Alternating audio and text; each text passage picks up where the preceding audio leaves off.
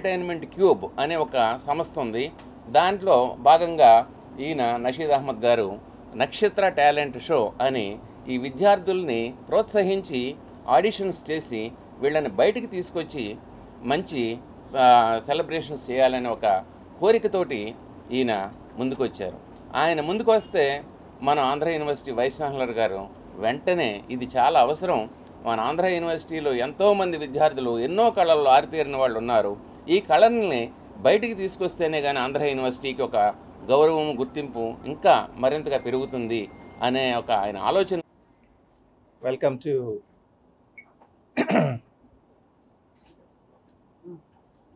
all the friends from the press and media. ఈరోజు నాతో పాటుగా మా ప్రిన్సిపల్ గారు అయినటువంటి నరసింహరావు గారు, విజయమోహన్, అలాగే towards my left young actor and also musician Shahid Ahmed. ఈరోజు మీడియా మిత్రులందరినీ కూడా ఆంధ్ర యూనివర్సిటీకి ఆహ్వానించడానికి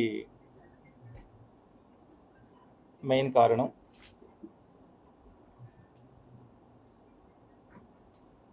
యువత. అంటే యూనివర్సిటీ పరంగా మేము చూసినప్పుడు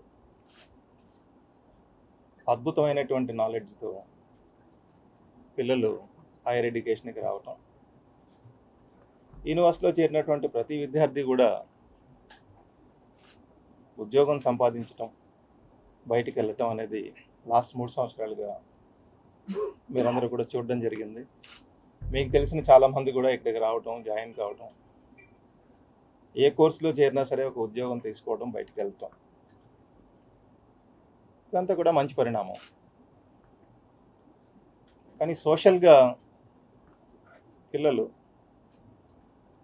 అది స్కూల్ లెవెల్లో కావచ్చు, కాలేజీ లెవెల్లో కావచ్చు, యూనివర్సిటీ లెవెల్లో కావచ్చు, యూనివర్సిటీ నుంచి బయట జాబ్కి వెళ్ళినటువంటి లెవెల్లో కూడా చూసినట్లయితే సుమారుగా లాస్ట్ 10 years బట్టి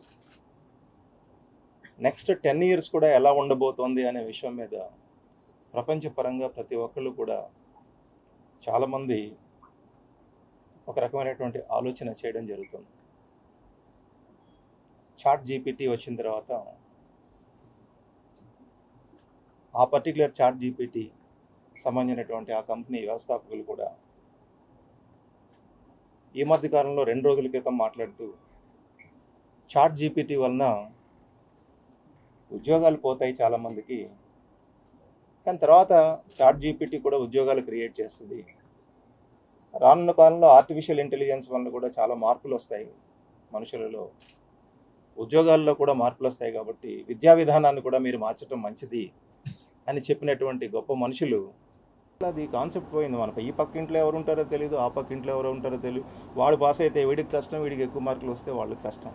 అంటే ఇలా అయిపోతే ఏమైపోద్ది అంటే మనుషుల్లో మిగలం అదృష్టవంతులు మనం, ఎందుకంటే బికాజ్ అన్నీ చూస్తాం జీవితంలో. కానీ మన నెక్స్ట్ జనరేషన్కి వండర్ఫుల్ ప్లానెట్ ఇవ్వాలంటే వండర్ఫుల్ పీపుల్ కూడా ఉండాలి. ఆ వండర్ఫుల్ పీపుల్ ఉండాలంటే కేవలం ఎడ్యుకేషన్ కాదు, టెక్నాలజీ ఇస్తాం, ఆర్టిఫిషియల్ ఇంటెలిజెన్స్ ఇస్తాం, చాట్ జీపీటీ ఇస్తాం అంటే కరెక్టే, ఇవన్నీ చేయొచ్చు. కానీ దాంతోపాటుగా మనిషిని మనిషిగా కూడా ఉంచాలి అంటే కనుక ఇది డెఫినెట్గా ఇంపార్టెంట్ ఏమో అని అనిపించి ఆ రోజున మేబీ ఐ థింక్ ఈ రోజున ఊహించుకునే అనుకుంటాను విశ్వ కళా పరిషత్ అని పేరు పెట్టడం జరిగింది.